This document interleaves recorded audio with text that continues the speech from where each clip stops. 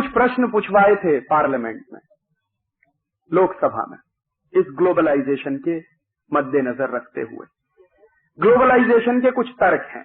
जैसे पहला तर्क है कि आपको कैपिटल की बहुत जरूरत है, हिंदुस्तान में कैपिटल की बहुत कमी है, और जब तक विदेशी पूंजी नहीं आएगी, फॉरेन कैपिटल नहीं आएगा, फॉरेन इन्वेस्टमेंट नहीं होगा, एफडीआई नहीं आएगा, तब तक इस देश का भला नहीं होने वाला। ठीक है, विदेशी पूंजी की बात।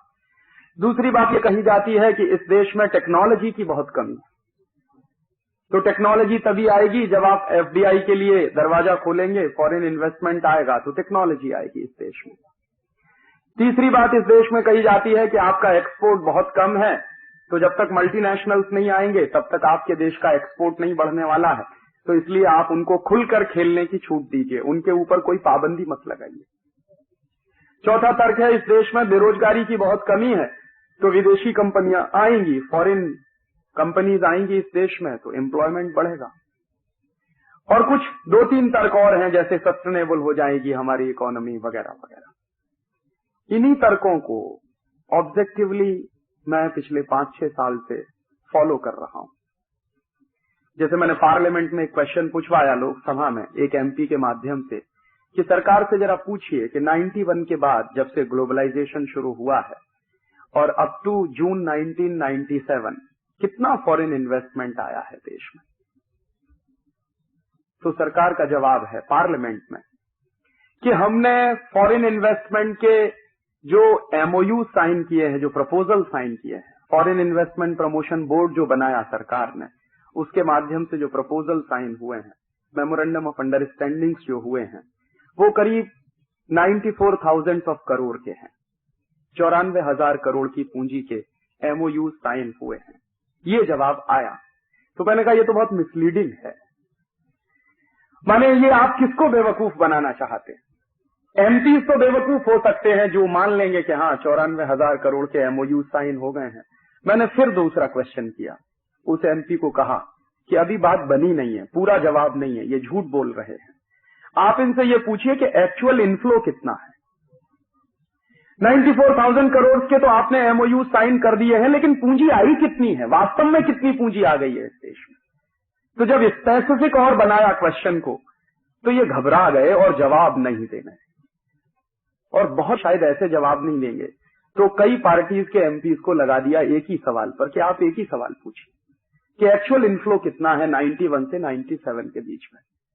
तो बड़े मुश्किल से फाइनेंस मिनिस्टर ने जवाब दिलवाया पार्लियामेंट में, और उनका जवाब है कि एक्चुअल इनफ्लो है 19,700 करोड़ रुपीस के आसपास। माने 94,000 करोड़ के प्रपोजल साइन हुए हैं, एमओयू साइन हुए हैं, लेकिन पूंजी कितनी आई है? मुश्किल से 20,000 करोड़ की पूंजी आई है। और ये डॉलर टर्म्स में नहीं कह रहा हूं, मैं रुपए में कह रहा हूं। और ये मेरा जवाब नहीं है, ये पार्लियामेंट में फाइनेंस मिनिस्टर का दिया हुआ जवाब है।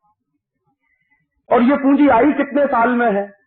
1991 से लेके 1997 के बीच में, माने 6 साल में इतना हंगामा करने के बाद 20,000 करोड़ रुपया आया है।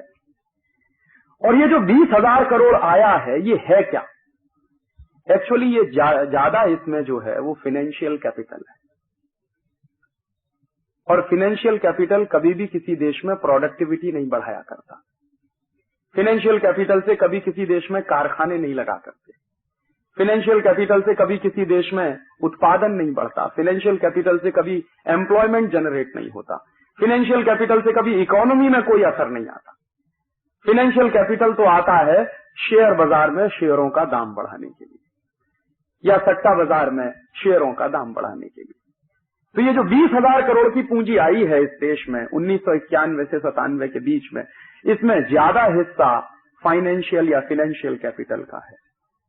और ये जो फाइनेंशियल कैपिटल होता है वो आज आपके मार्केट में है, कल हो सकता है सिंगापुर चला जाए, परसों हो सकता है न्यूयॉर्क चला जाए, एक दिन बाद हो सकता है टोक्यो चला जाए। माने जहां उनको लगेगा वहां चला जाएगा, वो आप ही के देश में रहेगा, इसकी कोई गारंटी नहीं है।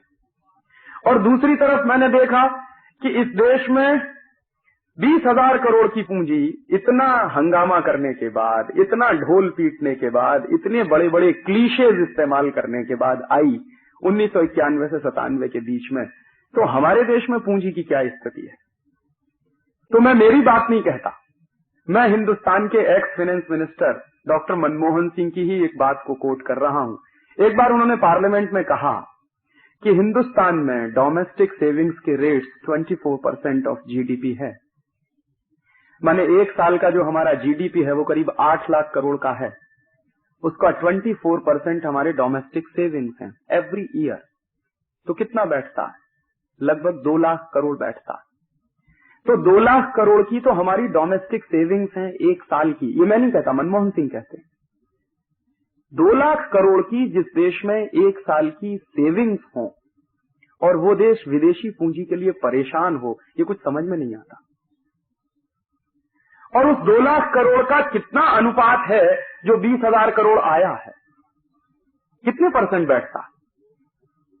माने हम हर साल इस देश में 2 लाख करोड़ रुपए जनरेट करते हैं डोमेस्टिक सेविंग्स के रूप में, और 6 साल में हमारे यहां मात्र आया है 20,000 करोड़ रुपए, और हम ढोल पीट के चिल्ला रहे हैं कि इस देश में ग्लोबलाइजेशन हो रहा है, लिबरलाइजेशन हो रहा है। किसको बेवकूफ बना रहे हैं?